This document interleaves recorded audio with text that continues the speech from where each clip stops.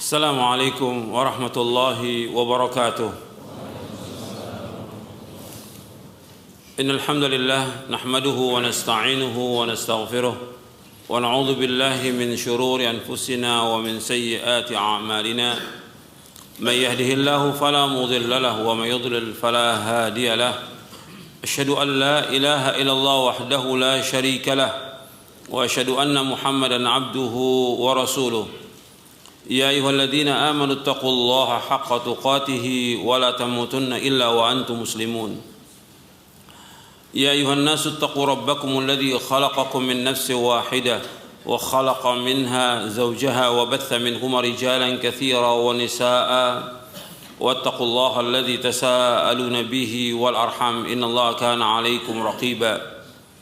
يا أيها الذين آمنوا اتقوا الله وقولوا قولا سديدا يصلح لكم أعمالكم ويغفر لكم ذنوبكم ومن يطع الله ورسوله فقد فاز فوزا عظيما.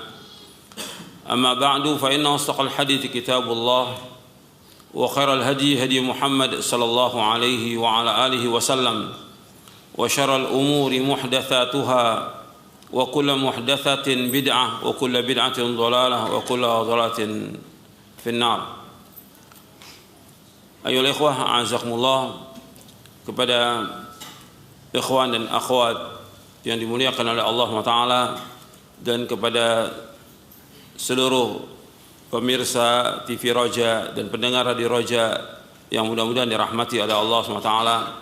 Alhamdulillah, kita bersyukur kepada Allah Subhanahu wa taala atas segala nikmat yang Allah karuniakan kepada kita, nikmat Islam, nikmat iman, nikmat sehat, nikmat afiah. Nikmat dijauhkan oleh Allah dari berbagai macam malapetaka. Nikmat diberikan hidayah di atas Islam dan sunnah. Nikmat diberikan oleh Allah SWT taufik untuk selalu dan senantiasa menuntut ilmu syar'i yang merupakan kewajiban atas setiap muslim dan muslimah. Ikhwani fiddin, azakumullah, pada hari ini kita akan lanjutkan kajian kita dari kitab Syarah Aqidah Ahlus Sunnah wal Jamaah. Pembahasan kita masih poin yang ke-82. Pada pekan yang lalu kita bahas poin yang ke-82, ya, berkaitan dengan dakwah, dan sudah saya jelaskan tentang definisi dakwah. Jadi dakwah menjelaskan kepada umat ini tentang arkanul Islam, tentang arkanul iman, tentang masalah tauhid, tentang masalah akidah. Itu yang paling mendasar yang dijelaskan oleh seorang dai. Dan di awal-awal buku ini, dari poin yang pertama dan juga dalam muqaddimahnya sampai poin yang ke-80, menjelaskan tentang berbagai macam masalah yang berkaitan dengan akidah, dengan tauhid, dan juga lawannya tentang syirik. Membahas juga tentang sunnah, dan juga lawan daripada sunnah yaitu bid'ah, dan yang lainnya dibahas dalam buku ini. Setelah diketahui yang demikian, setelah dipelajari, maka dia harus berdakwah, dan dakwah harus mulai dengan bekal ilmu syar'i. Jadi orang nggak mungkin dia bisa berdakwah tanpa ilmu, dan ayatnya sudah kita bahas, surah Yusuf ayat 108. Qul hadhihi sabili ad'u ila Allahi ala basiratin ana wa man ittaba'ani wa subhanallahi wa ma ana minal musyrikin. Katakanlah, inilah jalanku, aku dan orang-orang mengikuti aku, mengajak kalian kepada Allah dengan yakin. Maha suci Allah, dan aku tidak termasuk orang-orang musyrik. Ini sudah kita bahas tentang wajibnya seorang dai harus berilmu.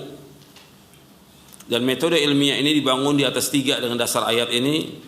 Yang pertama yaitu al-ilmu. Yang kedua dakwah menuju al-haq, mengajak manusia kepada kebenaran.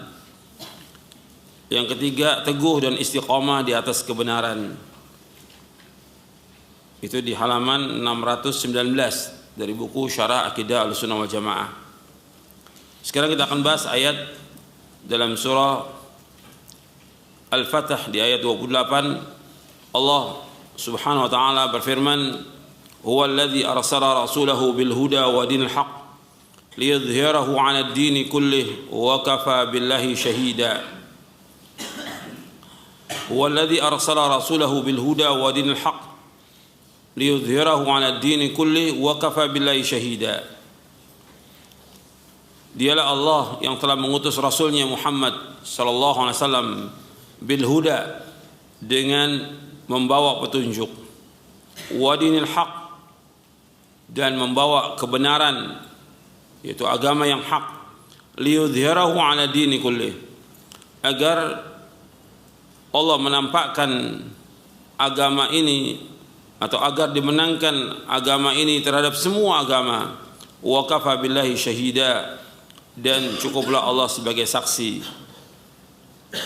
Di sini disebutkan bahwa Nabi Muhammad sallallahu alaihi wasallam diutus oleh Allah Subhanahu wa taala dengan al-huda wa dinil haq. Yang dimaksud dengan al-huda yaitu al-ilmun nafi'. Yang dimaksud dengan al-huda yaitu al-ilmun nafi', ilmu yang bermanfaat. Dan yang dimaksud dengan dinul haq, agama yang benar, yaitu amal saleh. Jadi Allah mengutus Nabi Muhammad sallallahu alaihi wasallam dengan ilmu yang bermanfaat dan amal saleh. Dijelaskan oleh Syekh Abdurrahman bin Nasir As-Sa'di di dalam tafsirnya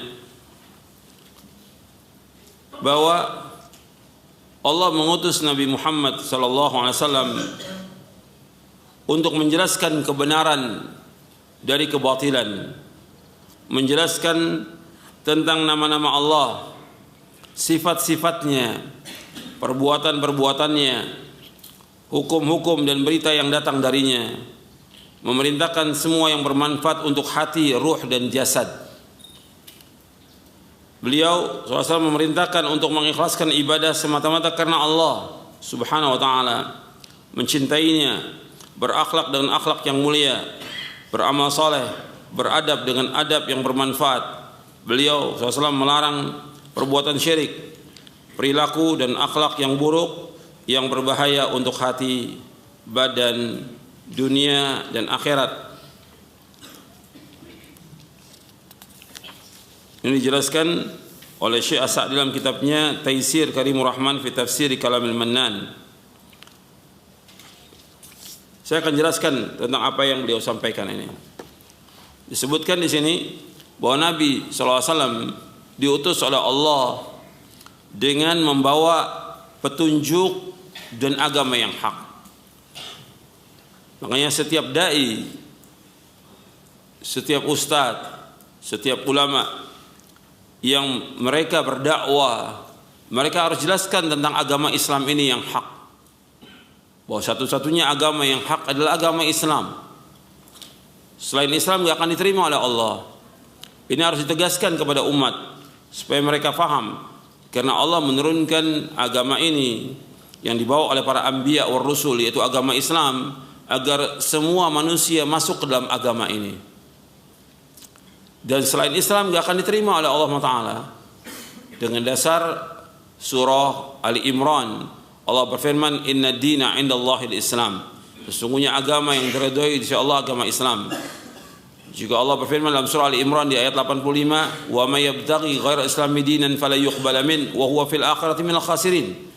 Barang siapa mencari agama selain Islam enggak akan diterima oleh Allah, dan dia di akhirat termasuk orang-orang yang merugi. Jadi agama Islam agama yang hak. Agama yang dapat membawa manusia kepada kebahagiaan dunia dan akhirat, yang membawa kepada keselamatan, yang membawa kepada keridhaan Allah, yang membawa manusia ke sorga. Dengan agama Islam ini manusia akan masuk ke dalam sorga. Tanpa Islam tidak akan masuk ke sorga.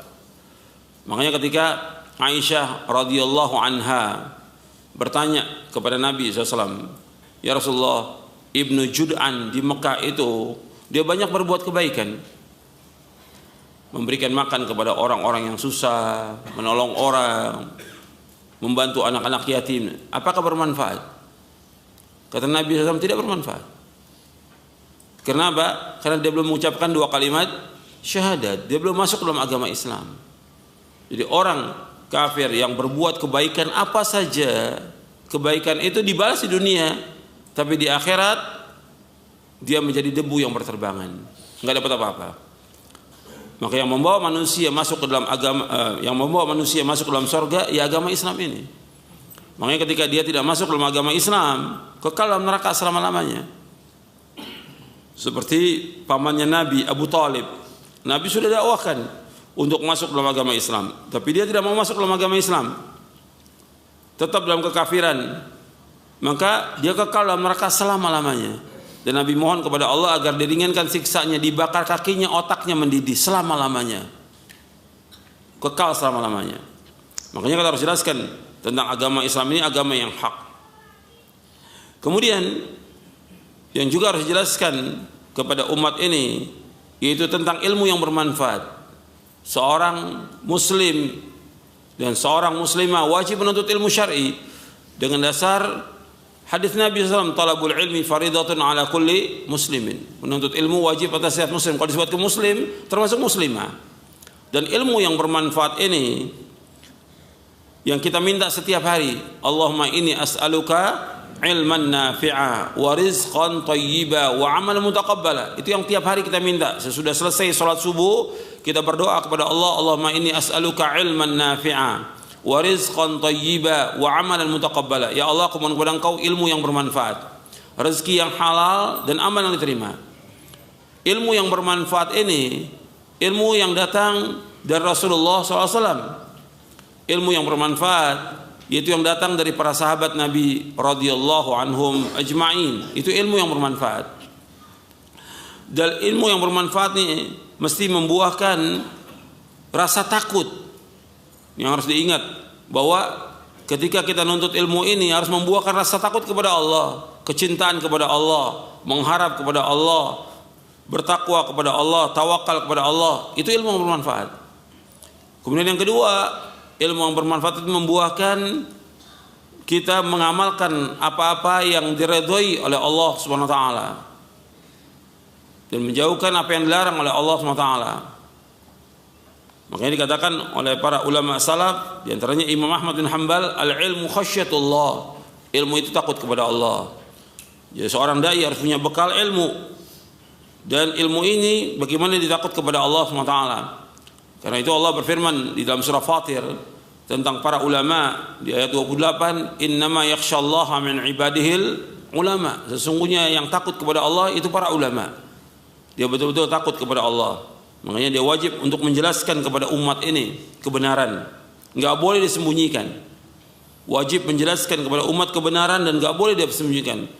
Yang pertama kali dia harus jelaskan tentang tauhid kepada umat ini, dan harus jelaskan tentang syirik, jelaskan tentang sunnah, jelaskan tentang bid'ah, jelaskan tentang bagaimana taat kepada Allah, dan jelaskan juga bagaimana perbuatan dosa dan maksiat dan akibatnya perbuatan dosa dan maksiat. Harus jelaskan, nggak boleh dibiarkan.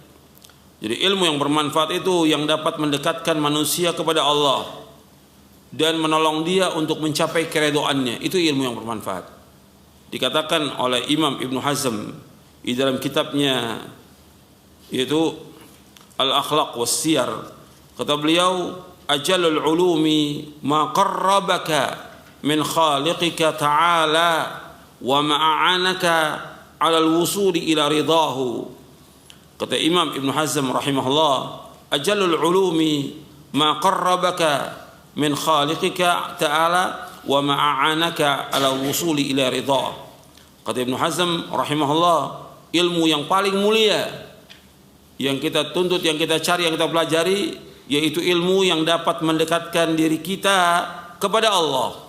Ilmu yang paling bermanfaat itu yang dapat mendekatkan diri kita kepada Allah Ta'ala, dan dapat menolong kita untuk sampai kepada keridhaan Allah. Jadi kata Ibnu Hazm, ilmu yang bermanfaat apa yang mendekatkan engkau kepada pencipta engkau yaitu Allah Ta'ala, dan dapat menolong engkau untuk sampai kepada keridhaan Allah. Ini ilmu yang bermanfaat.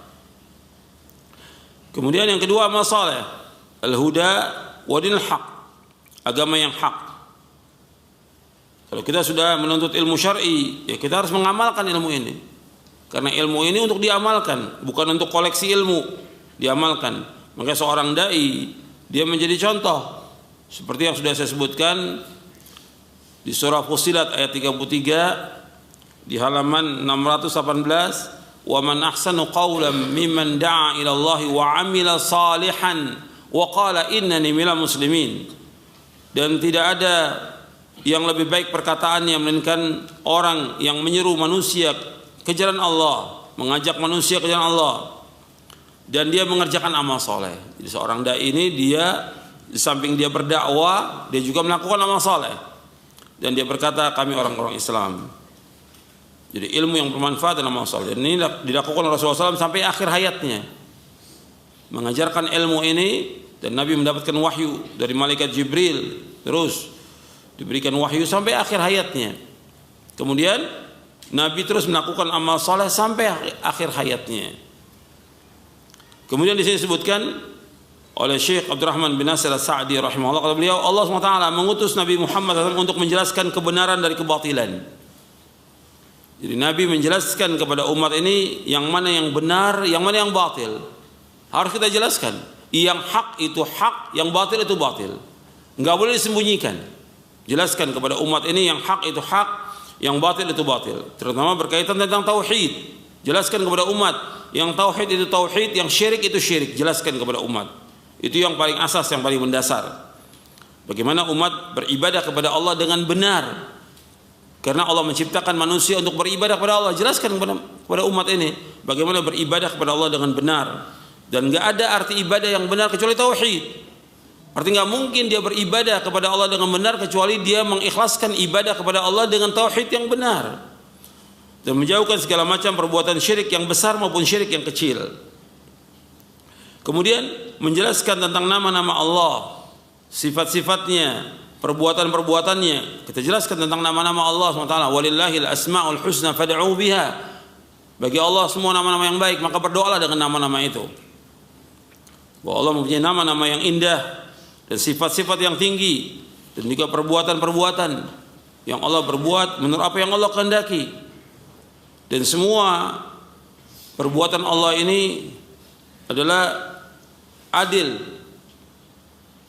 Kemudian hukum-hukumnya juga demikian. Hukum-hukumnya, semua berita yang datang Allah itu benar, dan semua hukumnya itu juga adil. Dan berita yang datang darinya enggak boleh kita tolak. Kita wajib membenarkan semuanya. Apa yang Allah firmankan dalam Al-Quran dan disabdakan oleh Rasulullah SAW, kita wajib membenarkan. Enggak boleh kita mengingkari. Kemudian memerintahkan semua yang bermanfaat untuk hati dan ruh dan jasad. Artinya Nabi SAW ketika berdakwah menjelaskan kepada umat tentang Al-Quran, tentang sunnah ini yang bermanfaat buat hati, ruh dan jasad. Yang pertama kali kalau kita mau bahas tentang tauhid, karena tauhid ini bermanfaat buat hati, bermanfaat buat ruh, bermanfaat buat jasad. Makanya orang yang hatinya bertauhid kepada Allah, yang mengikhlaskan ibadah hanya kepada Allah, yang dia meyakini bahwa Allah satu-satunya ilah yang wajib diibadahi, maka dia adalah orang yang paling bahagia. Hatinya hidup. Al-Imam Ibnu Qayyim membagi hati itu menjadi 3. Hati yang sehat, yaitu hati yang hidup. Yang kedua hati yang mati. Yang ketiga hati yang sakit. Hati yang hidup ini yaitu hati yang berisi dengan tauhid kepada Allah SWT, yang memahami tentang Quran dan Sunnah dan dia mengamalkannya. Sebab di antara tugas dakwah Nabi Muhammad SAW membersihkan hati. Ketika Allah menyebutkan tentang nikmat yang paling besar yang Allah karuniakan kepada umat Islam ini, yaitu diutusnya Nabi Muhammad SAW. Karunia yang paling besar, nikmat yang paling besar yang Allah karuniakan kepada umat Islam, diutusnya Nabi Muhammad SAW. Dan tugasnya Nabi membersihkan hati manusia. Allah berfirman, laqad manallahu 'alal mu'minin idh ba'atha fihim rasulan min anfusihim yatlu 'alaihim ayatihi wa yuzakkihim wa yu'allimuhumul kitaba wal hikmah wa in kanu min qablu la fi dhalalin mubin. Allah sebutkan dalam surah Ali Imran di ayat 164. Kita melihat bahwa Allah SWT mengutus Nabi Muhammad SAW, tugasnya membersihkan hati manusia. Dan diutus Nabi merupakan nikmat yang paling besar. Allah berfirman, laqad mannallahu 'alal mu'minin. Sungguh Allah memberikan karunia yang sangat besar kepada kaum mukminin. Idz ba'atsa fihim rasulan min anfusihim. Tatkala Allah mengutus kepada mereka seorang rasul dari diri mereka, dari jenis manusia. Yatlu 'alaihim ayati, membacakan kepada mereka ayat-ayatnya. Wa yuzakkihim, dan membersihkan hati mereka. Tugas dakwah ini membersihkan hati manusia di antaranya. Di samping mengajarkan Quran dan Sunnah, membersihkan hati manusia. Wa yuzakkihim wa yu'allimuhumul kitab wal hikmah, dan mengajarkan kepada mereka Alkitab yaitu Al-Quran, wal hikmah yaitu As-Sunnah. Wa in kanu min qablu la fi dhalalin mubin, dan sesungguhnya mereka sebelum itu sungguh-sungguh dalam kesesatan yang nyata. Allah menyebutkan dalam ayat ini bahwa Nabi Muhammad SAW diutus oleh Allah yang pertama membersihkan hati manusia, kemudian yang kedua mengajarkan Al-Quran, yang ketiga mengajarkan Sunnah. Jadi harus diperhatikan bahwa seorang dai di samping dia mendakwakan kebenaran kepada umat ini, maka dia harus berusaha bagaimana membersihkan hati manusia. Tentunya juga dia harus membersihkan hati dia. Dibersihkan hati manusia dari berbagai macam bentuk kesyirikan, dari riya, dari kesombongan, dari syirik, kemudian juga dari ingin atau senang untuk dipuji dan disanjung oleh manusia, tamak kepada dunia, ingin menjadi ingin jadi berkuasa atau yang lainnya, atau sifat-sifat yang lain, sifat bakhil, sifat penakut, sifat yang lainnya yang ada dalam hati manusia. Jadi Nabi Muhammad SAW diutus untuk membersihkan ini. Makanya kita harus berusaha dalam kita mengaji, nuntut ilmu ini, kita harus membersihkan hati kita. Dan juga jangan tinggal berdoa kepada Allah. Antum hafalkan doa yang Nabi berlindung kepada Allah dari semua sifat yang jelek, dan minta kepada Allah agar dibersihkan hatinya, dan berlindung dari ilmu yang tidak bermanfaat, dari hati yang tidak khusyuk. Antum hafalkan doa itu, ada dalam buku doa dan wirid. Allahumma inni a'udzubika minal ajzi wal kasali wal jubni wal bukhli wal harami wa adzabil qabr. Allahumma ati nafsi taqwaha wa zakkiha anta khairu man zakkaha anta waliyuha maulaha. Allahumma inni a'udzubika min ilmin la yanfa' wa min qalbin la yakhsha' wa min nafsin la tashba' wa min da'watin la yustajabu laha. Ya, Nabi berlindung pada Allah, Allahumma inni a'udzubika minal ajzi wal kasal wal jubni wal bukhli wal harami wa adzabil qabr. Allahumma ati nafsi taqwaha wa zakkiha anta khairu man zakkaha anta waliyuha maulaha. Allahumma inni a'udzubika min ilmin la yanfa' wa min qalbin la yakhsha' wa min nafsin la tashba' wa min da'watin la yustajabu laha. Ini dihafalkan nanti. Ini Nabi berlindung pada Allah dari, aku berlindung pada engkau ya Allah dari sifat lemah, dari sifat malas, dari sifat pengecut, dari sifat bakhil, dari umur pikun, dan dari azab kubur. Ya Allah, berikanlah kepada hatiku ketakwaannya. Bersihkan hatiku ya Allah, karena engkau lah yang dapat membersihkannya. Engkau lah penolongnya, engkau lah pelindungnya. Ya Allah, aku berlindung pada engkau dari ilmu yang tidak bermanfaat, dari hati yang tidak khusyuk, dari nafsu yang tidak pernah puas, dan dari doa yang tidak dikabulkan. Untuk menghafalkan hadis ini sahih riwayat Muslim dan Nasa'i. Di sini Nabi SAW mengajarkan kepada umat semua yang bermanfaat buat hati, buat ruh, dan buat jasad. Makanya ketika kita mengaji, nuntut ilmu, dan juga berdakwah, kita harus selalu membersihkan hati kita dari semua sifat, apakah itu sifat sombong, sifat angkuh, sifat riya, sifat ingin dipuji oleh manusia, sifat tamak, sifat ingin mengharapkan dunia atau yang lainnya. Nggak boleh. Bersihkan hati kita. Beliau SAW memerintahkan untuk mengikhlaskan ibadah semata-mata karena Allah.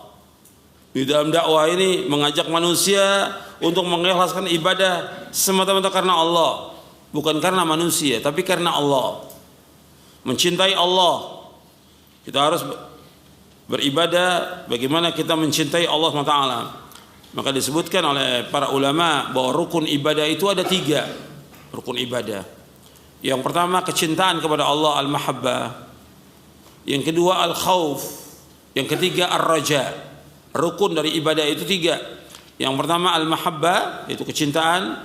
Yang kedua al-khauf, takut kepada Allah. Yang ketiga ar-raja, yaitu mengharap kepada Allah.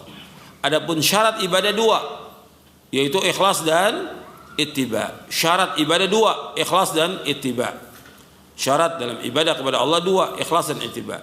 Adapun rukun ibadah tiga, yaitu kecintaan, takut kepada Allah, cintaan kepada Allah, takut kepada Allah, dan juga mengharap kepada Allah. Kemudian Nabi juga SAW mengajarkan kepada manusia akhlak yang mulia. Di dalam dakwah diajarkan akhlak, diajarkan adab. Ini penting.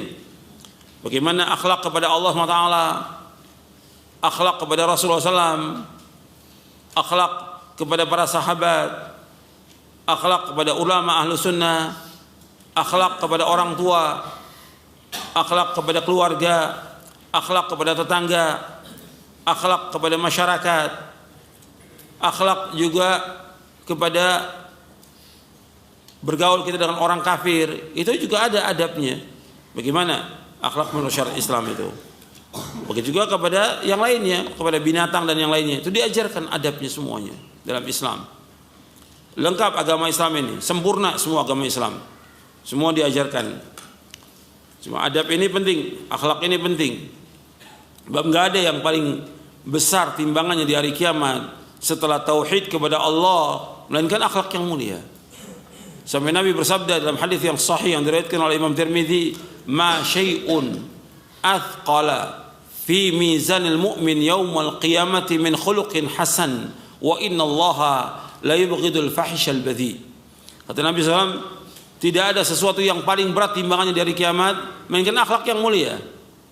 Enggak ada sesuatu yang paling berat timbangannya dari kiamat, artinya timbangan kebaikan, melainkan akhlak yang mulia. Dan sungguhnya Allah membenci orang yang fahish dan badhi, orang yang keji, orang yang kotor mulutnya. Itu enggak disenangi oleh Allah Taala. Allah benci kepada mereka. Orang yang berkata keji dan juga orang yang mulutnya kotor. Jadi akhlak yang mulia ini harus diajarkan terus, adabnya harus diajarkan. Terutama para penuntut ilmu syar'i ini harus punya adab. Begitu juga para dai-nya, beradab dengan adab yang mulia. Adab talibul ilm. Dan itu dibahas oleh para ulama tentang adab-adab talibul ilm dalam kitab-kitab mereka. Dibahas sejak zaman dahulu sudah dibahas ini tentang adab talibul ilm. Dan antum harus baca itu. Bagaimana adab dan akhlak penuntut ilmu. Kemudian Nabi juga mengajarkan amal yang saleh.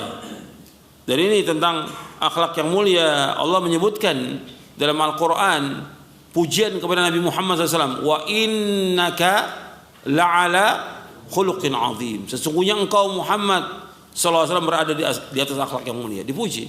Bahkan Nabi SAW dalam berdakwah mengatakan bu'ithu liutammima makarimal akhlak. Aku diutus untuk menyempurnakan akhlak. Makanya penting dalam kita menuntut ilmu, dalam kita mengaji, dalam berdakwah, ini harus diingatkan tentang masalah akhlak. Karena banyak orang juga ketika dia menuntut ilmu nggak punya akhlak.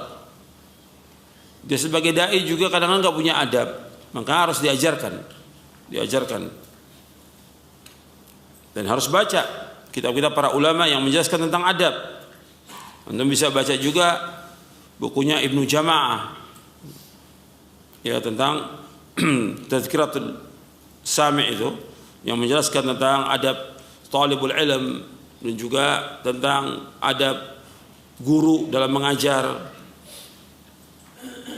Begitu juga buku-buku yang lain banyak sekali. Syekh Bakar Abu Zaid juga nulis kitab Hilyah Talibul Ilm. Hilyah Talibul Ilm, tentang hiasan penuntut ilmu itu, adab penuntut ilmu. Kemudian juga Nabi SAW diutus oleh Allah untuk menganjurkan manusia melakukan amal-amal saleh, beradab dengan adab yang bermanfaat.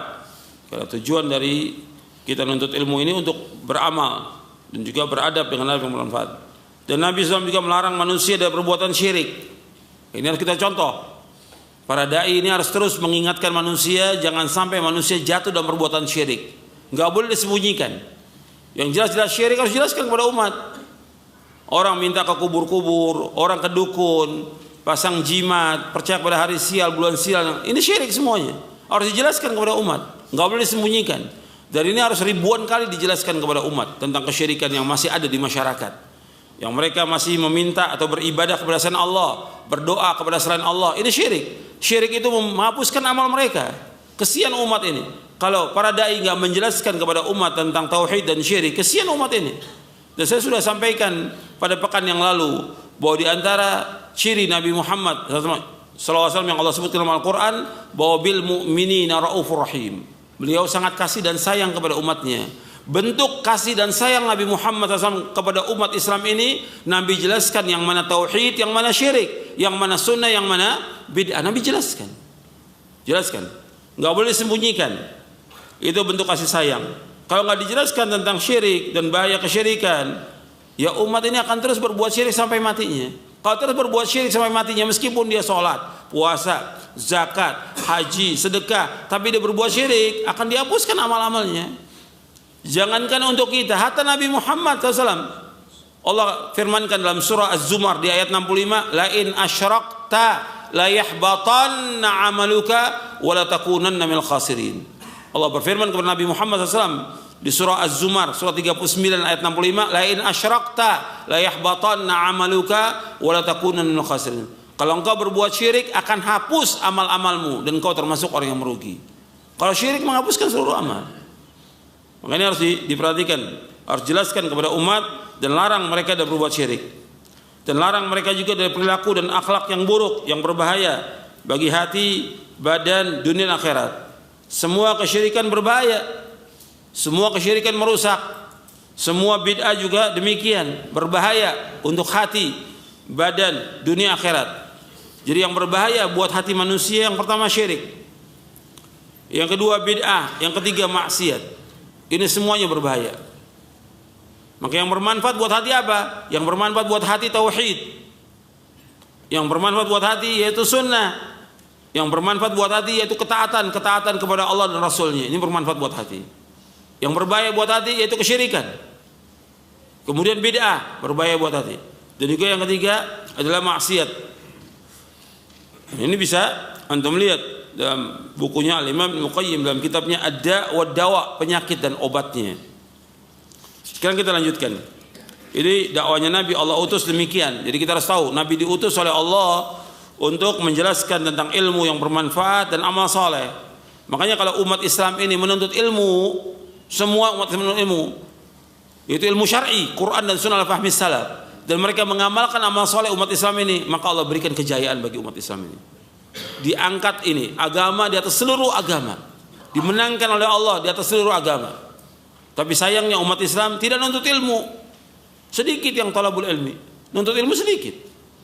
Yang kebanyakan nggak nuntut ilmu. Paling yang nuntut ilmu cuma ratusan orang aja yang hadir di pengajian. Tapi yang jutaan nggak nuntut ilmu, kaum muslimin. Umat Islam jutaan nggak nuntut ilmu. Begitu juga yang melakukan amal saleh cuma sedikit. Yang banyak tidak melakukan amal-amal saleh.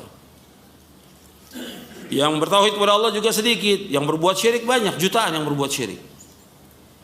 Yang berbuat bid'ah juga jutaan yang orang berbuat bid'ah. Makanya Allah belum angkat agama ini di atas seluruh agama. Umat Islam enggak diberikan kejayaan karena apa? Mereka telah menyalahi sunnah-sunnah Rasulnya SAW. Makanya Nabi bersabda di dalam hadis yang diriwayatkan oleh Imam Ahmad dan Abu Daud, kata Nabi SAW, wa ju'ila dhillatu was-sagharu ala man khalafa amri. Dijadikan kehinaan dan kerendahan bagi orang-orang yang menyalahi perintahku. Kata Rasulullah, dijadikan kehinaan bagi umat Islam ini dan kerendahan bagi umat Islam bagi orang-orang yang menyalahi perintahku, perintah Nabi Muhammad SAW. Karena kebanyakan umat Islam menyalahi perintah Nabi Muhammad SAW, sehingga diberikan kehinaan dan kerendahan. Kalau mereka ingin kembali lagi untuk jaya, ya mereka kembali kepada agama. Dalam hadis yang lain dalam riwayat Abu Daud juga Nabi bersabda ketika menjelaskan tentang umat Islam ini sudah sibuk dengan dunia, sudah sibuk dengan riba dan segala macam, Nabi menyebutkan sallallahu alaikum dzullan la yanzi'uhu hatta tarji'u ila dinikum. Di akhir hadis itu Nabi sebutkan Allah akan memberikan kepada kalian kehinaan, menguasakan kepada kalian kehinaan sampai kalian kembali kepada agama kalian. Jadi orang kalau sudah berjual beli dengan riba, sudah sibuk dengan dunia, sudah tamak kepada dunia, maka Allah berikan kehinaan dan manusia meninggalkan jihad, kata Nabi. Nabi menjelaskan bahwa mereka sudah meninggalkan idza tabaya'tum bil 'ina wa akhadtum adnal baqar wa raditum biz zar' wa taraktumul jihad sallallahu alaikum dzullan la yanzi'u hatta tarji'u ila dinikum.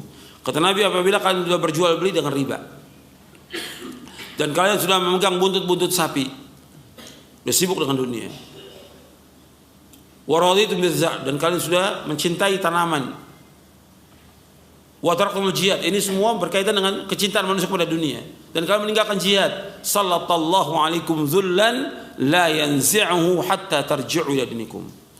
Allah akan menguasakan kepada kalian kehinaan dan Allah enggak akan cabut sampai kalian kembali kepada agama kalian. Ini di awal-awal juga saya sebutkan ini.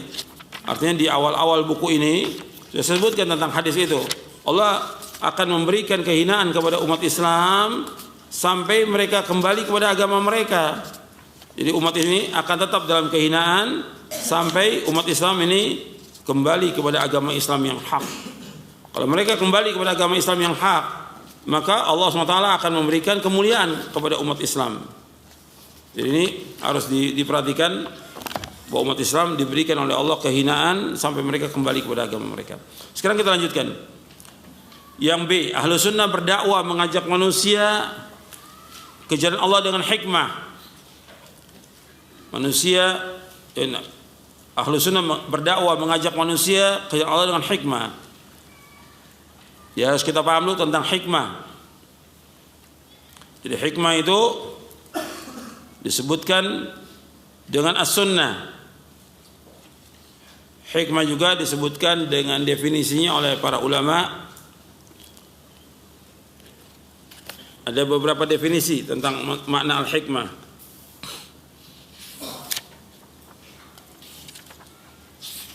Di bawah saya sebutkan di footnote itu ada, tapi ada juga yang lebih lengkap dari itu. Di footnote ada penjelasan tentang makna hikmah.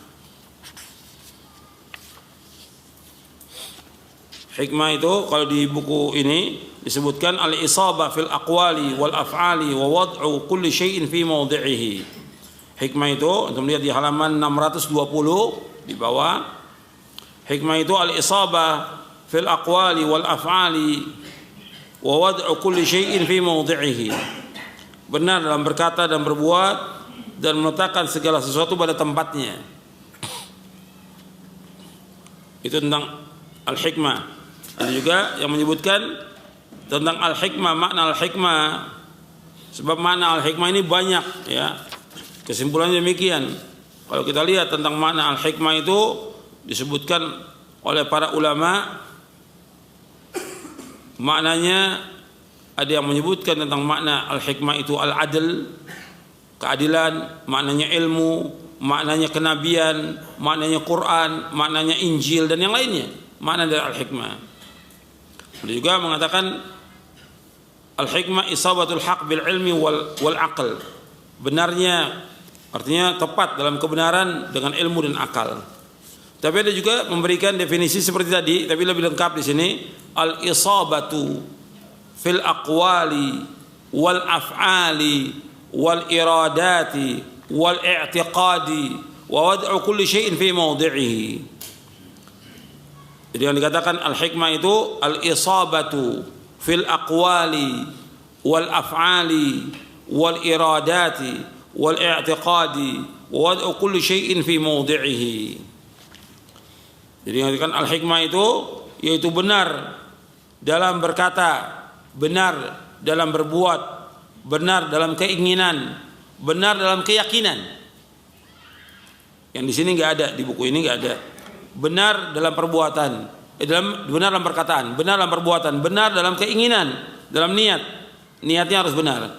Benar juga dalam i'tiqad, dalam keyakinan, dan meletakkan segala sesuatu pada tempatnya. Itu yang dikatakan dengan al-hikmah. Al-hikmah yang dibawakan oleh Syekh Sa'id atau Syekh Dr. Sa'id bin Ali bin Wahab Al-Qattan dalam kitabnya Al-Hikmah fi Da'wati ila Allah. Al-hikmah dalam dakwah. Jadi hikmah kita harus lihat sesuai dengan Al-Quran, sesuai dengan Sunnah. Itu hikmah. Jadi banyak orang mengatakan kalau dakwah memulai dengan tauhid tidak hikmah. Dari mana? Justru ini hikmah.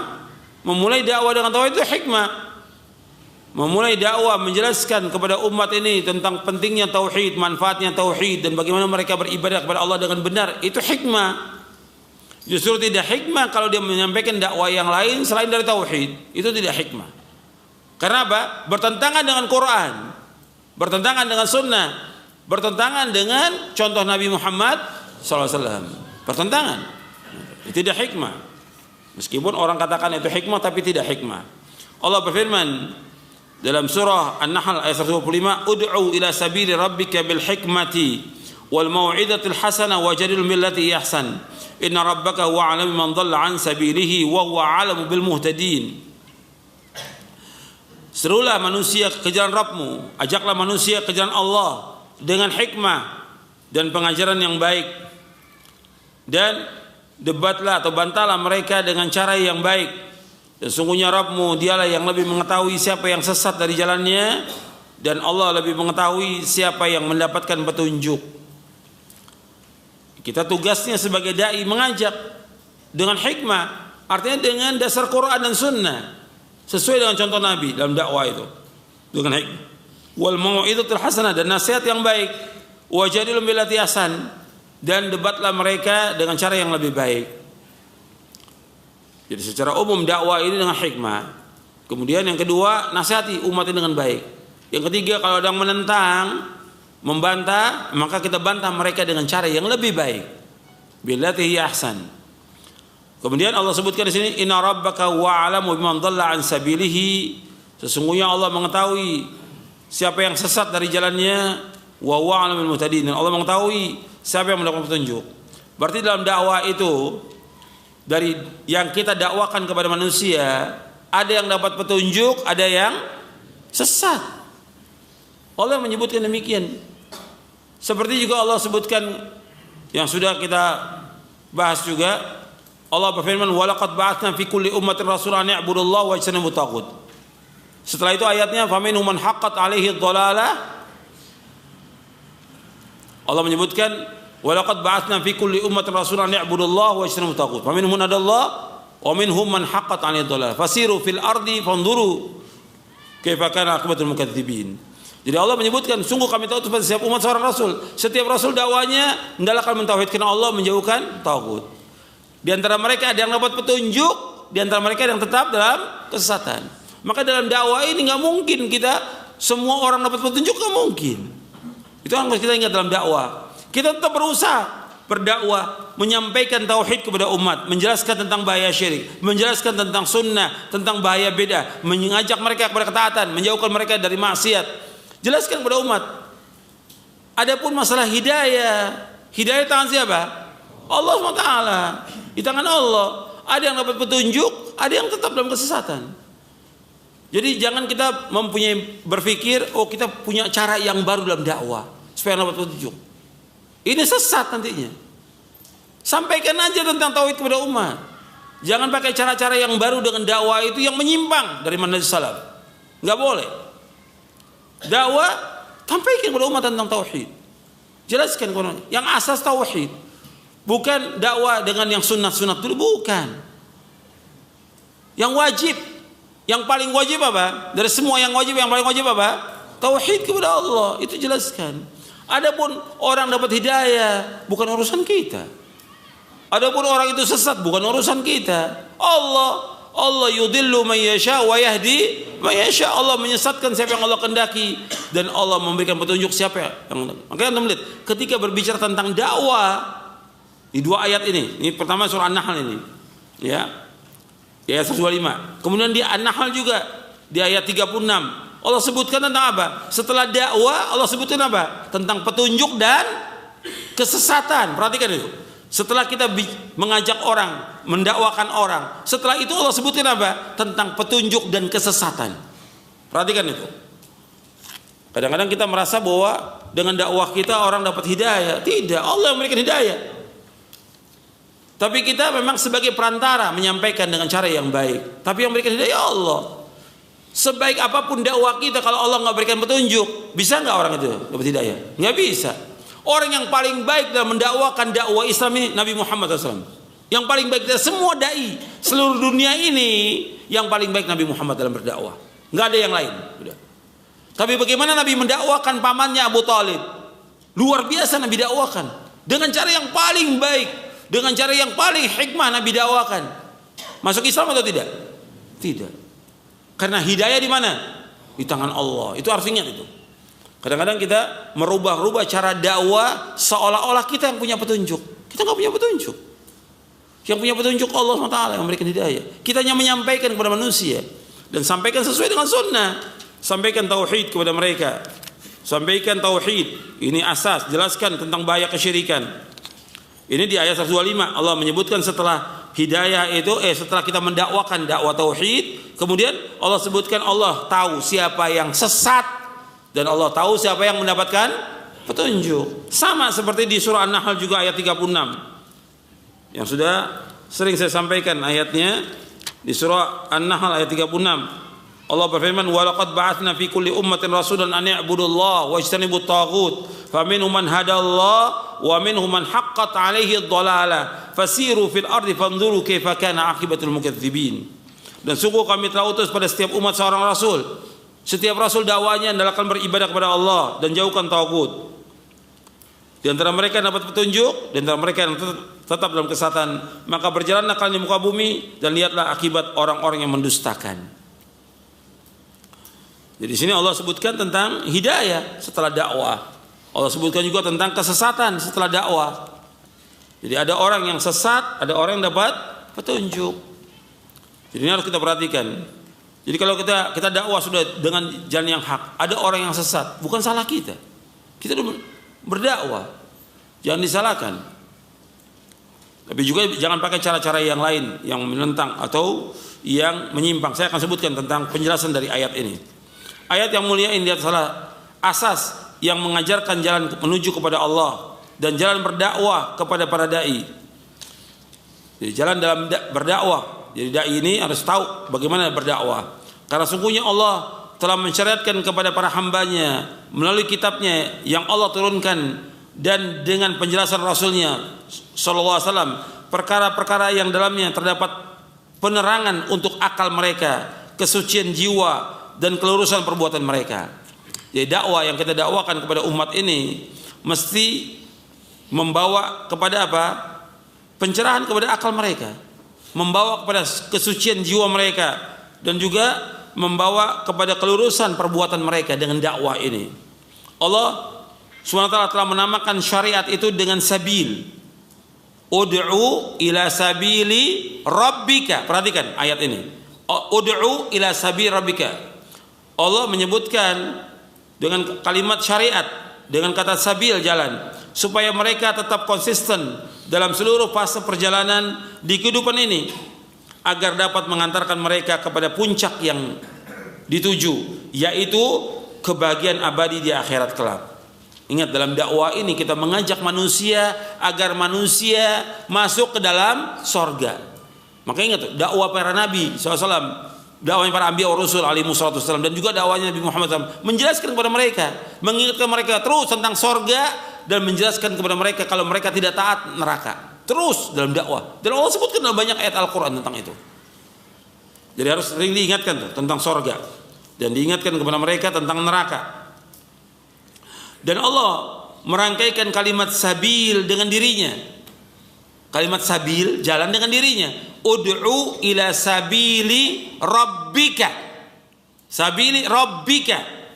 Jadi Allah merangkaikan kalimat sabil dengan dirinya, dengan zat Allah, sabili rabbika, supaya para hamba tahu bahwa Allah lah yang telah membuat jalan dakwah ini, Allah yang buat, dan bahwa tidak ada sesuatu pun yang dapat mengantarkan menuju keridhaan Allah selain dari jalan Allah. Nggak ada jalan yang lain kecuali jalan yang Allah sudah buat, jalan ini.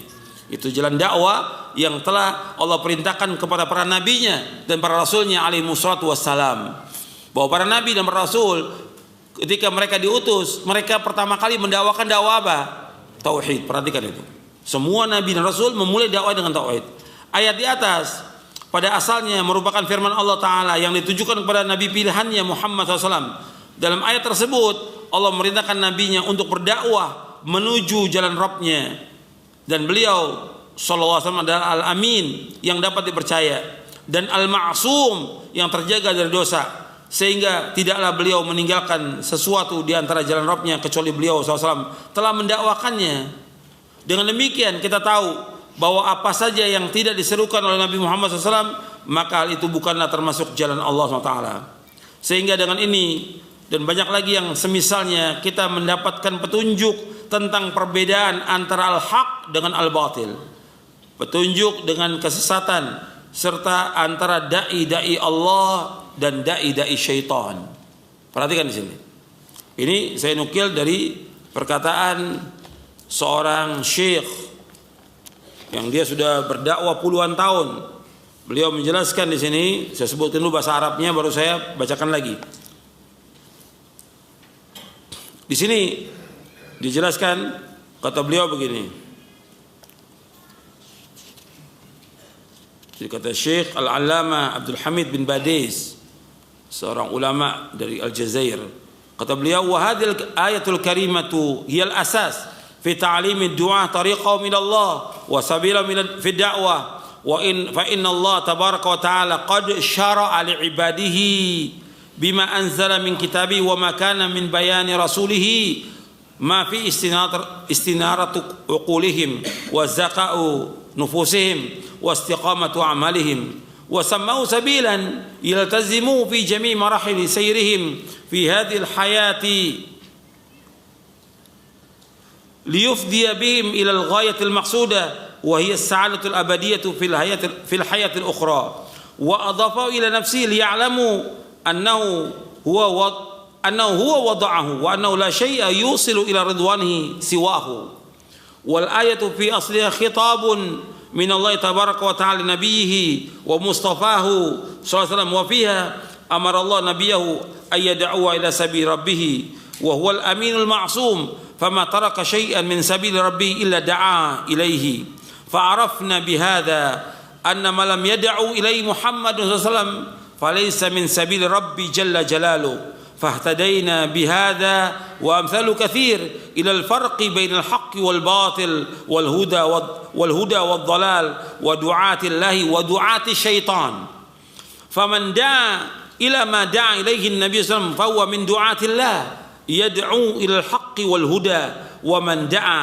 إلى ما لم يدعو إليه محمد صلى الله عليه وسلم فهو من دعاة الشيطان يدعو إلى الباطل والضلال فالمسلم المتبع للنبي صلى الله عليه وسلم لا يألو جهدا في الدعوة إلى كل ما عرف من سبيل ربه وبقيام كل واحد من المسلمين بهذه الدعوة بما استطاع تتضح السبيل للسالكين ويعم العلم بها عند المسلمين ويخلو سبل الباطل على دعاتها من الشياطين. Ayat ini pada asalnya, untuk melihat terjemahnya di halaman 621, 620, 621. Ayat ini pada asalnya merupakan firman Allah Subhanahu wa taala yang ditujukan kepada nabi pilihannya. Dalam ayat tersebut Allah Subhanahu wa taala memerintahkan nabinya untuk berdakwah menuju jalan Rabbnya, dan beliau adalah Al-Amin yang dapat dipercaya dan Al-Ma'sum yang terjaga dari dosa, sehingga tidaklah beliau meninggalkan sesuatu di antara jalan Rabbnya kecuali beliau telah mendakwakannya. Dengan demikian kita tahu bahwa apa saja yang tidak diserukan oleh Nabi Muhammad SAW, maka itu bukanlah termasuk jalan Allah. Sehingga dengan ini dan banyak lagi yang semisalnya, kita mendapatkan petunjuk tentang perbedaan antara kebenaran al-haq dengan yang batil, petunjuk dengan kesesatan, serta antara dai-dai Allah dan dai-dai syaitan. Jadi Syekh menamakan dengan Syekh Abdul Hamid bin Badiz menamakan dengan dai-dai Allah dan dai-dai syaitan. Maka barang siapa yang menyeru kepada apa yang diserukan oleh Rasulullah SAW, berarti ia termasuk dai-dai Allah yang menyeru kepada al-haq dan hidayah. Dan barang siapa yang menyeru kepada apa yang tidak diserukan oleh Rasulullah SAW, maka ia termasuk dai-dai syaitan yang menyeru kepada kebatilan dan kesesatan. Oleh karena itu, seorang muslim yang mengikuti Rasulullah SAW akan mengerahkan segenap kemampuannya untuk mendakwakan setiap yang dia ketahui dari jalan Rabbnya. Jika setiap individu dari kalangan kaum muslimin menjalankan dakwah ini sesuai dengan kemampuannya, maka akan teranglah jalan Allah bagi orang-orang yang menempuhnya. Ilmu akan tersebar di kalangan kaum muslimin dan jalan-jalan kebatilan akan sepi dari dai-dai syaitan. Untuk perhatikan di sini, Nabi SAW sudah menyebutkan memang tentang akan adanya dai-dai yang sesat. dalam hadis yang sahih yang diriwayatkan oleh Imam Abu Daud dan juga yang lainnya dari sahabat Thauban radhiyallahu anhu, Nabi bersabda, inna akhwafa ma akhafu ala ummati al-a'immatal mudillin. Sesungguhnya yang paling aku takuti atas umatku yaitu imam-imam yang menyesatkan, yaitu dai-dai yang menyesatkan. Artinya Nabi SAW sudah mengetahui bahwa nanti akan ada imam-imam yang menyesatkan, dai-dai yang menyesatkan. Itu yang paling dia khawatirkan oleh Nabi Muhammad SAW. Bahkan Nabi juga pernah menyebutkan tentang dai-dai yang berada di tepi jurang jahanam, doa ala abu jahannam. Dai-dai yang berada di tepi jurang jahanam, yaitu mereka yang mendakwakan dakwah syirik, yang mengajak manusia kepada kesyirikan, yang mengajak manusia kepada bid'ah, yang mengajak manusia kepada kesesatan. Ini dai-dai yang dikatakan dai-dai syaitan, yang disebutkan oleh Syekh Al-Allamah Abdul Hamid bin Badiz rahimahullah. Jadi ingat, perkataan ini tegas. Karena apa? Karena merusak agama para dai ini. Sampai disebutkan dengan jalan-jalan syaitan, dai-dai syaitan. Karena apa? Karena mereka merusak agama ini. Jadi kita harus punya kecemburuan kepada agama Islam, bukan dibiarkan. Dan kalimat ini kalimat yang ringan dengan mengatakan demikian. Karena betul mereka membawa manusia kepada kesesatan, sesat, membawa kepada kesyirikan, membawa kepada bid'ah, membawa kepada kebinasaan, dan enggak menjelaskan tentang indah-indahnya agama Islam ini. Justru mereka mengajak berkesatan. Maka disebutkan dengan kalimat-kalimat seperti ini supaya orang tahu. Dan yang pertama kali menyebutkan yaitu Rasulullah SAW. Rasulullah menyebutkan demikian. Yaitu Rasulullah menyebutkan tentang imam-imam yang menyesatkan. Nabi menyebutkan a'immatul mudillin. Dan Nabi paling takut kepada mereka ini, orang-orang yang menyesatkan manusia. Begitu juga tentang orang-orang yang mereka membaca Al-Quran, tapi mereka juga menyesatkan manusia. Sampai Nabi SAW bersabda dalam riwayat Imam Ahmad yang hadisnya hasan, Nabi bersabda, "Aktsaru munafiqi ummati qurra'uha." Kebanyakan munafiknya umatku para pembaca Al-Quran, para penghafal Quran. Kenapa? Mereka baca, mereka tidak tadabburkan isinya. Mereka enggak gunakan, mereka enggak amalkan, enggak mengajak manusia kepada tauhid. Mereka gunakan buat dunia. Maka Nabi menyebutkan aktsaru munafiqi ummati qurra'uha. Ya, sampai di sini kajian kita sampai halaman 621. Adapun selanjutnya ini panjang pembahasan tentang kewajiban yang terbesar yang wajib ditempuh oleh para dai, ustadz dan ulama adalah meniti jalannya para nabi, jalannya para rasul alaihi wassalam dalam berdakwah menuju kepada Allah, yaitu mengajak manusia untuk mentauhidkan Allah Subhanahu wa taala. Ini jalan yang wajib ditempuh oleh para dai, para ustadz, para kiai dan semuanya. Mereka wajib menempuh jalannya jalannya para rasul dalam berdakwah. Wajib dia menempuh jalannya Nabi Muhammad SAW dalam berdakwah, yaitu mengajak umat ini kepada tauhid, mengajak mereka untuk mengikhlaskan ibadah hanya kepada Allah, mengajak mereka kepada taatan kepada Allah, mengajak mereka untuk berpegang teguh kepada sunnah Nabi dan mengamalkan sunnah-sunnah Nabi SAW, dan menjauhkan segala macam bentuk kesyirikan, menjauhkan segala macam bentuk bid'ah, dan menjauhkan perbuatan dosa dan maksiat. Ya, sampai di sini dulu. Mudah-mudahan yang kita kaji bermanfaat. Wassallallahu Nabi Muhammadin sallallahu alaihi wa ala alihi wasallam. Baik, terima kasih kami ucapkan jazakumullahu khairan wa barakallahu fikum untuk Al-Ustaz yang telah menyampaikan materi bahasan yang sangat bermanfaat dari kitab Syarah Aqidah Ahlussunnah wal Jamaah. Ikhwatal Islam, untuk selanjutnya kita masuk sesi interaktif. Untuk Anda yang akan bertanya, silakan bisa hubungi kami di 0218236543 atau pesan singkat di 0819896543. Kami berharap pertanyaan Anda berkesesuaian dengan materi bahasan yang Ustaz sampaikan. Silakan kami coba sapa dari penelpon yang pertama 0218236543. Ya, silakan. Assalamualaikum warahmatullahi wabarakatuh. Waalaikumsalam warahmatullahi wabarakatuh. Mohon maaf, sebelumnya Bapak dikecilkan volume radio atau televisinya. Silakan, dengan siapa dari mana, Pak? Iya.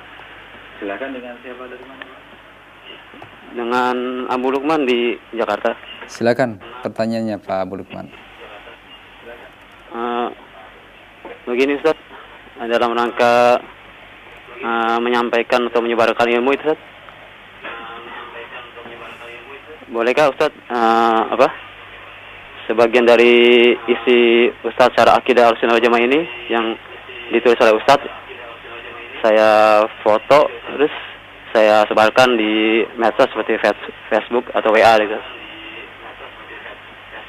atau mungkin karya tulis dari buku-buku Ustaz yang lain Ustaz. Demikian saja Ustaz, terima kasih Ustaz. Iya. Pertanyaan tentang materi bahasan tidak ada ya Pak ya? Baik. Maksudnya boleh nggak Ustaz disampaikan Ustaz? Oh gitu. Baik. Terima kasih Pak Abu Lukman. Barakallahu fiik. Nah. Waalaikumsalam warahmatullahi wabarakatuh. Waalaikumsalam warahmatullahi wabarakatuh. Mungkin ada sedikit tanggapan Ustaz, silakan. Iya, tentang masalah buku ini di fotokopi atau dibagikan, boleh aja, nggak ada masalah. Yang terbaik ya diberikan bukunya, diberikan hadiah kepada orang-orang, umpamanya diberikan hadiah kepada kiai-kiai, ustadz-ustadz, ajengan, kemudian juga para ulama, diberikan baik buku ini, biar mereka baca. Karena juga kalau kita lihat banyak para dai juga yang tidak baca. Dia menganggap bahwa dulu pernah belajar di pondok, merasa cukup. Padahal tetap seorang dai tetap harus baca, nuntut ilmu wajib. Paling tidak minimal dia 4 jam.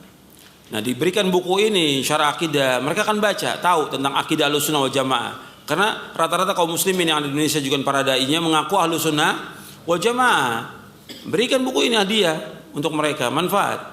Tapi kalau kita nggak sanggup untuk membelikan buku-buku ini, ya antum bisa juga ambil sebagian, jelaskan, tapi nggak boleh dikurangi, nggak boleh dirubah, isinya nggak boleh dirubah. Boleh diberikan, nggak ada masalah. Diambil satu bab, kemudian disampaikan atau dibikin buletin, boleh aja. Tapi yang terbaik berikan bukunya kepada para ustadz, para dai, karena yang paling pokok itu para dai dulu, para ulama dulu. Biar mereka baca buku ini agar bermanfaat buat Islam dan kaum muslimin. Nah, yang lain. Akhiran demikian Pak Abu Lukman di Jakarta, semoga bermanfaat. Silakan berikutnya masih dari penelpon di 0218236543. Ya, silakan. Silakan. Halo, Assalamualaikum. Waalaikumsalam warahmatullahi wabarakatuh. Silakan Ibu, dari mana? Dengan Ibu Nur di Artiris. Silakan pertanyaannya Ibu Nur. Ya, terima kasih. Begini Ustaz, apakah seorang laki-laki mempunyai jambang yang dari telinganya Ustaz sampai ke jenggot, apa itu boleh disusur Ustaz? Terima kasih. Assalamualaikum warahmatullahi wabarakatuh. Nah, Waalaikumsalam warahmatullahi wabarakatuh. Nah, silakan Ustaz. Jadi materinya apa, pertanyaan nggak ada kaitan dengan materi kajian. Pertanyaannya nggak ada kaitan dengan materi kajian. Cuma saya jawab juga berkaitan dengan masalah jenggot. Jenggot ini hukumnya wajib. Di dalam buku Syarah Akidah Ahlussunnah wal Jamaah itu saya sebutkan tentang tidak bolehnya kita menyerupai orang-orang kafir. Itu dilihat di halaman 504. Di halaman 504 di buku Syarah Akidah Ahlussunnah wal Jamaah. Jadi seorang muslim tidak boleh menyerupai orang-orang kafir pada apa yang telah menjadi ciri khas mereka dalam permasalahan duniawi, seperti makan, minum, dan pakaian, dan juga ciri khasnya yang berkaitan dengan agama.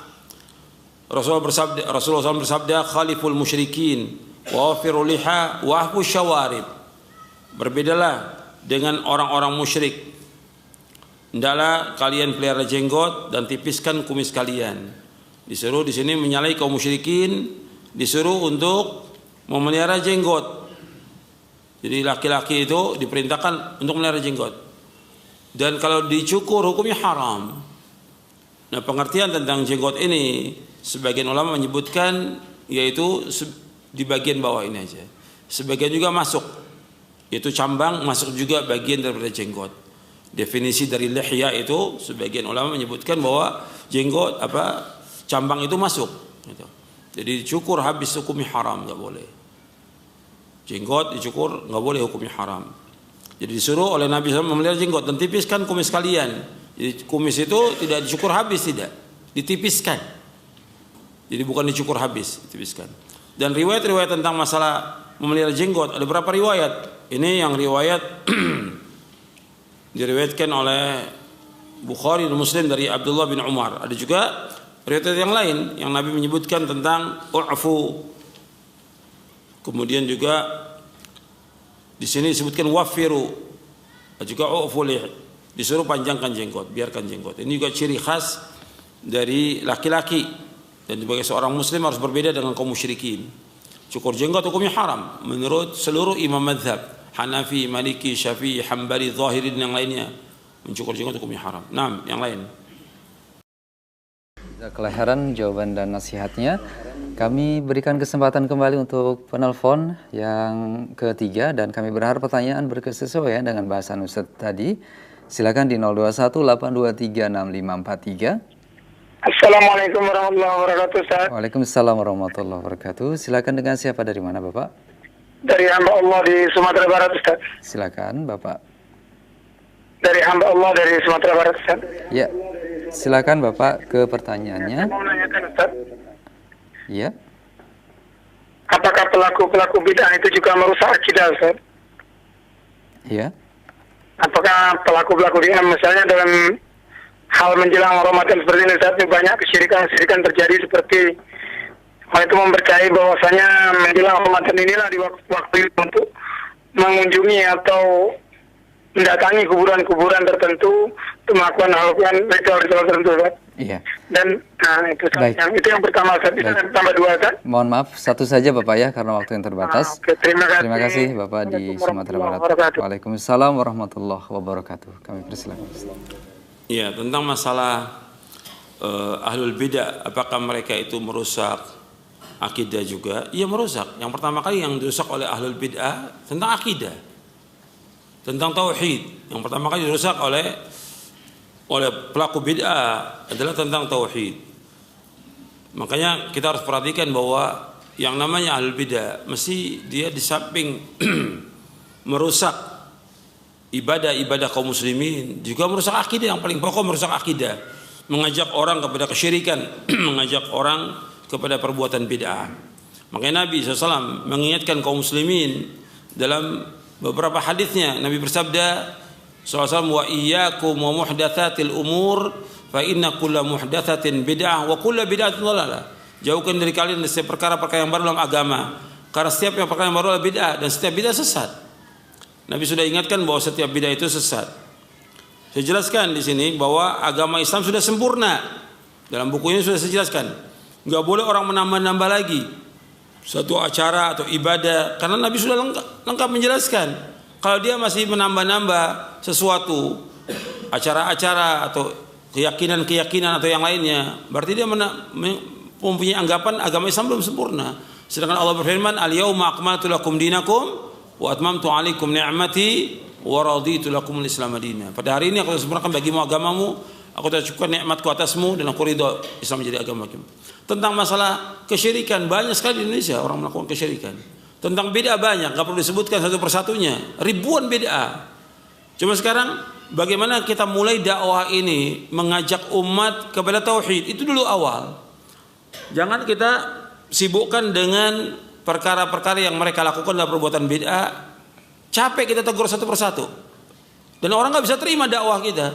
Kita mengatakan ini bid'ah, ini bid'ah, ini bid'ah, ini bid'ah. Orang gak bisa terima. Betul, memang itu bid'ah, tapi dari mana kita harus mulai dulu? Mulainya dari tauhid. Jelaskan, berikan pengertian mereka tentang agama Islam ini, tentang indahnya agama Islam ini, tentang sempurnanya agama Islam. Jelaskan dari asas dulu. Bagaimana tentang makna la ilaha illallah dan juga makna Muhammad Rasulullah. Jelaskan kepada umat. Itu dulu awal. Setelah kita jelaskan semuanya, baru kita bahas satu persatu. Kalau seandainya pun mereka tanya, kalau enggak, jelaskan dulu yang benarnya. Artinya bagaimana mereka beribadah kepada Allah dengan benar. Adapun kesalahan-kesalahan itu akan mereka tinggalkan setelah kita jelaskan kepada mereka yang benarnya. Gitu. Tapi kalau kita disibukkan menjelaskan kepada umat ini bid'ah, ini bid'ah, ini bid'ah, nggak akan ada habisnya. Tapi jelaskan dulu bagaimana yang sunnah itu, yang mereka harus kerjakan. Yang asas yang belum dikerjakan dan belum diketahui oleh sebagian kaum muslimin tentang mana syahadat la ilaha illallah Muhammad Rasulullah, belum tahu mereka. Jelaskan dulu tentang tauhid. Jelaskan juga tentang bagaimana cara wudhu yang benar. Jelaskan kepada mereka tentang cara sholat yang benar. Kaum muslimin, sholatnya belum benar. Kalau sholatnya sudah nggak benar, yang lain ikut nggak benar. yang lain ikut nggak benar. Karena yang pertama dihisab pertama kali masalah apa? Sholat. Kalau sholatnya baik, seluruh amalnya baik. Nah ini belum dijelaskan. Banyak juga para dai nggak menjelaskan bagaimana sholat yang benar. Sholat dulu, jelaskan yang benar. Nanti di samping menjelaskan sholat, jelaskan juga ini nggak ada contohnya yang seperti ini, nggak ada contoh. Tapi jelaskan dulu yang benar kepada mereka. Jadi jangan kita sebentar-bentar mengatakan ini perbuatan, ini bid'ah. Orang nggak bisa terima seperti itu. Jelaskan dulu yang benarnya kepada umat dalam dakwah ini, yang hak itu. Jelaskan. Yang penyimpangnya juga dijelaskan nanti, tapi setelah dijelaskan kepada mereka. Agama Islam yang benar itu yang bagaimana, tentang mana, tauhid yang benar bagaimana, sholat yang benar bagaimana, jelaskan. Nah ketika mereka tahu ini yang benar begini, timbul pertanyaan, yang selama ini saya tahu begini, yang saya ajarkan begini yang benar. Sallu kama ra'aytumuni. Berarti itu nggak benar, nggak ada contoh dari Nabi. Jadi mereka nanti akan paham. Tapi kalau sudah awal kita sudah menghujat tentang bid'ah, mereka nggak bisa terima karena mereka belum paham. Jelaskan kepada mereka tentang ilmu dulu. Ajarkan mereka untuk menuntut ilmu syar'i atau jelaskan tentang ilmu syar'i yang sebenarnya. Naam. Baik, terima kasih Ustaz Jazakallahu khairan atas jawaban dan nasihatnya. Berikutnya kami angkat pertanyaan dari beberapa penanya. Ada 2 penanya, Bapak Heru di Bekasi, kemudian hamba Allah di Jambi yang bertanya. Assalamualaikum warahmatullahi wabarakatuh. Ustaz, saya belum mampu untuk berdakwah secara langsung kepada keluarga ataupun masyarakat di kampung kami. Akan tetapi kami hanya bisa menunjukkan media dakwah semisal Roja ini yang berisi dakwah tauhid kepada kerabat dan tokoh agama di kampung kami. Akan tetapi sebagian dari tokoh agama melarang untuk mendengarkan dakwah tauhid dan akidah yang kami tunjukkan tersebut dengan alasan bahwasannya adanya perbedaan di dalam memahami di mana Allah berada. Mereka beranggapan bahwa Allah berada di atas arsy adalah merupakan kesesatan. Mohon penjelasan dan nasihat dari Ustaz, bagaimanakah kiat untuk bisa memahamkan kepada mereka? Terima kasih Ustaz. Ya. Jadi tentang masalah dakwah kepada kaum muslimin, tadi sudah saya jelaskan tentang dakwah tauhid dulu, dijelaskan kepada umat ini bahwa tauhid merupakan asas yang harus kita dakwakan kepada semua umat. Tauhid ini merupakan asas yang harus kita dakwakan kepada umat. Kemudian antum sudah berusaha untuk mengajak masyarakat untuk membeli buku-buku sunnah, mendengarkan radio Roja dan yang lainnya. Ini manfaat. Gitu. Antum nggak mampu untuk berdakwah, tapi antum bisa mengajak orang untuk mendengarkan radio Roja, TV Roja, itu bagus. Sebab ini sarana dakwah. Artinya orang bisa mendengarkan tentang tauhid, mendengarkan tentang sunnah, mendengarkan kepada mereka tentang bahaya syirik, ini manfaat. Antum dapat ganjaran, dapat pahala. Nah ketika ada dai-dai yang menentang atau ustaz yang menentang, nggak ada masalah. Dalam dakwah mesti ada tantangan, nggak mungkin enggak. Jangankan kita, para anbiya wa rasul alaihi wassalatu wassalam berdakwah, jelas dimusuhi oleh siapa? Oleh umatnya. Dan pasti ada, mesti Allah memberikan setiap dai, setiap nabi itu mesti ada musuhnya, pasti. Sekarang saya sebutkan dulu ayatnya ya, bahwa setiap nabi dan setiap dai itu mesti ada musuhnya. Bahkan Allah menyebutkan dengan kalimat setan dari jenis manusia dan setan dari jenis jin. Allah sebutkan dengan kalimat setan. Antum lihat di dalam surah Al-An'am. Allah berfirman dalam surah Al-An'am ayat 112. Wa kadzalika ja'alna likulli nabiyyin aduwan syayatinal insi wal jinni yuhi ba'dhum ila ba'din zukhrufal qawli ghurura walau syaa rabbuka ma fa'alu fadharhum wa ma yaftarun. Dalam surah Al-An'am ayat 112. Antum lihat. Demikianlah kami jadikan bagi setiap nabi musuh. Setiap nabi itu mesti ada musuhnya. Musuhnya dari mana? Dari setan jenis manusia dan setan dari jenis jin. Yang mereka membisikkan sebagian mereka kepada yang lain dengan perkataan yang indah untuk menipu manusia. Di antara mereka ini, di antara setan jenis jin, setan jenis manusia ini, yang menolak dakwah yang hak ini, saling membisik, saling bersatu mereka, saling membantu dengan kalimat-kalimat yang indah yang menipu manusia. Kalau seandainya Allah kehendaki, mereka nggak akan kerjakan itu. Tapi biarkanlah mereka, kata Allah, dengan apa yang mereka mengada-ada. Allah biarkan mereka. Jadi tetap akan ada musuh, tetap ada. Nggak mungkin nggak ada dalam dakwah. Jadi ketika antum berdakwah ada orang-orang atau kiai-kiai atau ustadz atau dai yang memusuhi, wajar. Itulah dakwah. Tapi bukan berarti kita diam, terus kita berdakwah. Nggak boleh kita berhenti dalam dakwah. Harus terus dakwah. Yang mereka kendaki matinya dakwahin dakwah tauhid. Nggak akan mati, tetap Allah akan sempurnakan dakwah ini. Mungkin tempatnya dihancurkan, apakah pondoknya atau masjidnya, tapi dakwah nggak bisa dihancurkan. Dakwah ini tetap berjalan selama di langit dan bumi. Makanya tetap berdakwah. Dan tentang masalah disebutkan bahwa di antara mereka tidak setuju bahwa Allah di atas langit. Antum lihat di poin ke-12. Poin ke-12 dari buku ini. Ahlussunnah wal Jamaah menetapkan sifat ulu, ketinggian dari Allah. Kalau mereka dai-dai dan ustadz-ustadz kiai mengaku Ahlussunnah, bahwa Ahlussunnah menetapkan sifat ulu bagi Allah. Yang pertama kali menetapkan demikian Nabi Muhammad SAW. Dengan dasar ayat Al-Quran, Allah berfirman, "Amintum man fis sama ayakhsifa bikumul arda fa idza hiya tamur." Sudah merasa amankah kalian bahwa Allah yang di langit tidak akan membuat kamu ditelan bumi ketika tiba-tiba berguncang. Allah berfirman, "Yakhafuna rabbahum min fawqihim wa yaf'aluna ma yu'marun." Mereka takut kepada Allah yang berkuasa di atas mereka dalam melaksanakan apa yang diperintahkan kepada mereka. Allah berfirman, "Sabbih isma rabbikal a'la." Sucikanlah nama Rabbmu yang maha tinggi. Ketika kita sujud, subhana rabbiyal a'la. Dan Nabi SAW menanyakan kepada seorang budak, "Aina Allah?" Di mana Allah? Qalat fis sama. Allah di atas langit. Qala man ana, siapa aku? Qalat anta Rasulullah, engkau Rasulullah. Qala a'tiqha fa innaha mu'minah. Merdekakan dia karena dia seorang mukmin. Seorang mukminah. Kita melihat di halaman 198 di buku ini, buku Syarah Aqidah Ahlussunnah wal Jamaah. Jadi kita jelaskan bahwa Allah berada di atas langit. Yang mengatakan demikian siapa? Allah dalam Al-Quran. Yang mengatakan Allah di atas langit Nabi Muhammad SAW.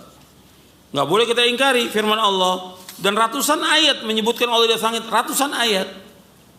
Dan apa beratnya mereka untuk menerima ini? Kewajiban seorang muslim taslim. Sami'na wa ta'na. Kenapa? Apa beratnya mereka? Sampai di antara mereka mengingkari tentang Allah di atas langit. Apa beratnya mereka untuk menerima bahwa Allah di atas langit? Kalau mereka mengatakan Allah di mana-mana, Allah di hati, mereka mengingkari Quran, mengingkari Sunnah, dan juga dengan ada di mana-mana menunjukkan bahwa Allah ada di tempat yang bersih, tempat yang kotor, nggak boleh. Allah Maha Suci. Dan ini mengingkaran seperti ini termasuk kekufuran. Makanya kita yang penting bagi kita mendakwakan. Kalau mereka mau terima, alhamdulillah. Nggak terima, nggak ada masalah dalam dakwah. Tapi kita usahakan dengan cara yang baik mendakwakan mereka. 6. Terima kasih Ustaz, jazakallahu khairan atas jawaban dan nasihatnya. Demikian dua penanya yang terkait dari pesan singkat yang kami bacakan. Kami angkat Ustaz pertanyaan yang datang dari pesan singkat. Nah, Assalamualaikum warahmatullahi wabarakatuh. Ustaz, kami sebagai awam ingin mengetahui bagaimanakah ciri-ciri untuk mengetahui dan mengenal mana dai yang di atas sunnah dan mana dai yang tidak di atas sunnah. Terima kasih Ustaz, jazakallahu khairan. Ya. Tentang dai yang berjalan di atas sunnah dan dai yang tidak berjalan di sunnah, itu bisa dilihat dari yang pertama tentang akidahnya. Yang paling pokok tentang akidahnya, tentang i'tiqad, tentang keyakinan dia. Seperti tadi keyakinan Allah berada di atas langit, keyakinan tentang akidah, yang itu harus yang pokok. Tentang tauhid al-uluhiyah, tentang tauhid ar-rububiyah, tentang tauhid asma wa sifat. Itu yang paling pokok dulu. Itu keyakinan dia bagaimana. Kemudian yang kedua, bagaimana dia mengikuti sunnah Nabi SAW. Dia berpegang tidak kepada sunnah Nabi SAW ala fahmi salaf. Jadi Al-Quran wa sunnah ala fahmi salaf. Itu dulu kita harus lihat. Kemudian yang ketiga, bagaimana dia menyampaikan dakwahnya. Kita lihat dalam menyampaikan dakwahnya, kan kelihatan. Kan orang itu kita bisa tahu dari penyampaian dakwah dia. Dari apa yang diomongkan, yang didakwakan, dan juga diperbuat oleh dia, kelihatan bahwa orang ini di atas sunnah dengan tidak kelihatan dari apa yang disampaikan. Kalau dia menyampaikannya mengajak orang kepada syirik, mengingkari sifat-sifat Allah, jelas bukan dai sunnah. Ini dai bid'ah. Atau dia mengajak kepada perbuatan dosa dan maksiat, jelas bukan dai sunnah. Jadi kelihatan ciri-cirinya. Dan saya sebutkan juga di dalam buku Mulia dengan masalah itu ada ciri-ciri dai yang betul-betul di atas sunnah dan dai-dai hizbi. Itu ada poinnya, ada berapa poin yang saya jelaskan. Itu di antara pokoknya tadi itu. Yang pokok dia berpegang teguh pada Quran dan Sunnah al-fahmi salaf. Dan juga nanti akan ada di akhir buku ini ada penjelasan. Di akhir buku ini saya jelaskan untuk mengetahui orang itu di atas sunnah dan tidak. Di akhir, di poin terakhir dari syarah akidah Ahlussunnah wal Jamaah saya sebutkan di sini, yaitu dia harus betul-betul akidahnya selamat. Di sini salamatul mu'taqad, syarat dan kaidah dalam berdakwah di poin terakhir di poin ke-84, yaitu dai itu harus punya 3 syarat dalam berdakwah. Yang pertama salamatul mu'taqad, selamat tentang i'tiqadnya dia, keyakinannya, yaitu tentang tauhid rububiyah, uluhiyah, semua sifat dan semua yang berkaitan dengan masalah akidah dan iman. Ini selamat dia. Berarti dia betul-betul harus belajar ini tentang akidah yang benar dan dia menyampaikan juga dengan benar. Yang kedua, salamatul manhaj, yaitu memahami Quran Sunnah sesuai dengan masalah salaf, mengikuti prinsip dan kaidah yang ditetapkan oleh ulama salaf. Jadi manhaj ini benar. Jadi ada orang yang akidahnya benar tapi manhajnya nggak benar. Dia menganjurkan orang untuk ikut dalam politik, ikut ini, ikut ini. Ini berarti manhajnya nggak benar ini orang ini. Akidahnya salah tapi manhajnya nggak benar. Yang ketiga, salamatul amal, beramal dengan benar. Ya, seorang yang berdakwah mengajak umat kepada Islam yang benar, maka ia harus beramal dengan benar, yaitu beramal semata-mata ikhlas karena Allah dan ittiba, mengikuti contoh Rasulullah SAW, tidak mengadakan bid'ah, baik i'tiqad, perbuatan ataupun perkataan. Ini tentang syarat seorang menjadi dai sunnah atau dai ahlus sunnah dan dai salaf. Adapun yang selain itu yang bertentangan, ya bukan dai salaf. 6 yang lainnya. Baik. Terima kasih Ustaz, jazakallahu khairan atas jawaban dan nasihatnya. Silakan kami berikan kesempatan dan untuk penelpon kembali di 0218236543 bagi Anda yang akan bertanya di beberapa menit ke depan untuk pertemuan kita. Silakan. Halo, Assalamualaikum. Waalaikumsalam warahmatullahi wabarakatuh. Silakan Ibu, pertanyaannya disampaikan. Dari Firliana di Situbondo. Silakan. Ini Ustadz, ada seorang kiai sebelum meninggal itu berwasiat seperti ini. Kuburkanlah aku di tempat pondok pesantren, biar aku nanti bisa melihatnya kalau ada santri-santriku mengaji gitu, katanya Ustadz. Apakah seorang kiai yang seperti ini apa dinamakan syirik atau bid'ah, Ustadz? Mohon penjelasan Ustadz. Syukran, jazakumullah khairan. Assalamualaikum warahmatullahi wabarakatuh. Waalaikumsalam warahmatullahi wabarakatuh. Terima kasih Ibu. Silakan. Tentang masalah wasiat, itu dilihat wasiatnya sesuai dengan sunnah atau tidak. Ada wasiat yang benar, ada wasiat yang tidak benar. Ketika wasiatnya tidak benar, isinya nggak boleh dilaksanakan. Ada seorang berwasiat, kalau saya meninggal kuburkan di dalam masjid. Ini wasiat nggak benar. Nggak boleh dikuburkan dalam masjid. Nggak boleh. Kalau orang mengatakan kan Nabi SAW dikuburkan dalam masjid, tidak dalam masjid. Nabi dikuburkan di rumah Aisyah radhiyallahu anha dan dulu belum masuk dalam masjid. Kemudian perluasan masuk dalam masjid. Jadi kalau dia wasiat demikian nggak boleh. Kemudian yang kedua, ketika dia wasiat bahwa dikuburkan di pondok.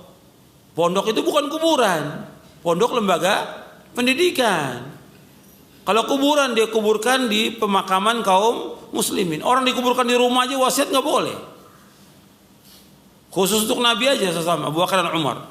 Yang lain nggak boleh orang dikuburkan di rumah. Sebab Nabi bersabda SAW, la taj'alu buyutakum maqabira inna syaitana yanfir minal baiti alladzi tuqra'u fihi suratul Baqarah. Jangan kamu jadikan rumah kamu seperti kuburan. Sesungguhnya setan lari dari rumah yang dibacakan surah Al-Baqarah. Jadi nggak boleh menjadikan rumah seperti kuburan.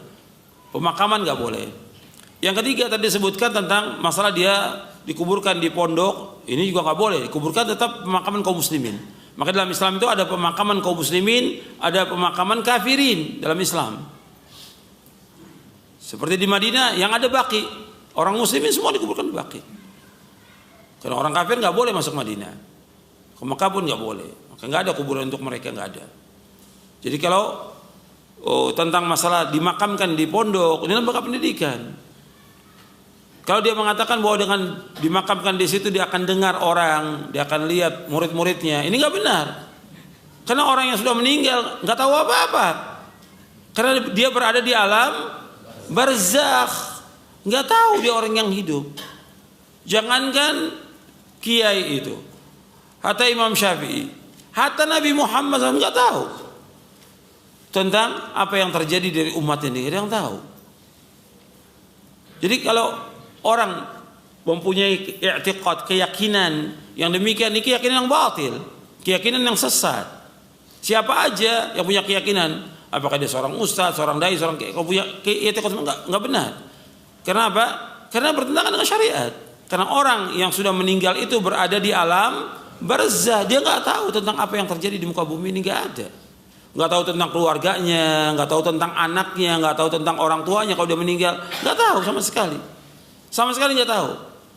Bahkan kita juga mendengarkan sesuatu dia nggak dengar. Sampai Allah berfirman, wa ma anta bimusmi'in man fil qubur, engkau nggak bisa memperdengarkan orang yang ada di kubur, nggak bisa. Kalau kita disuruh mengucapkan salam, iya ucapkan salam, tapi dia nggak tahu tentang siapa yang datang, siapa yang mendoakan, nggak ada yang tahu. Jadi ini keyakinan yang batil. Kalau dia mengatakan bahwa ada orang mati, dia mengetahui tentang orang yang hidup, ini batil, nggak ada yang tahu. Saya pikir cukup sampai di sini kajian kita, mudah-mudahan bermanfaat. Mudah-mudahan dari apa yang kita kaji ini kita bertambah ilmu kita, bertambah juga ketaatan kita kepada Allah, bertambah rasa takut kita kepada Allah. Dan mudah-mudahan kita sebagai talibul ilm yang bisa mengamalkan ilmu ini dengan ikhlas dan ittiba, dan juga bisa mendakwakan kepada keluarga kita. Karena pokok dalam dakwah itu kita harus jaga keluarga kita lebih dahulu sebelum kita dakwakan umat. Sebab Allah berfirman, ya ayyuhalladzina amanu qu anfusakum wa ahlikum nar. Wahai orang beriman, jaga diri kamu dan keluarga kamu dari neraka. Itu saja, kurang lebihnya saya mohon maaf. Wassalamualaikum warahmatullahi wabarakatuh. Subhanakallahumma bihamdik, asyhadu an la ilaha illa anta astaghfiruka wa atubu ilaik. Assalamualaikum warahmatullahi wabarakatuh.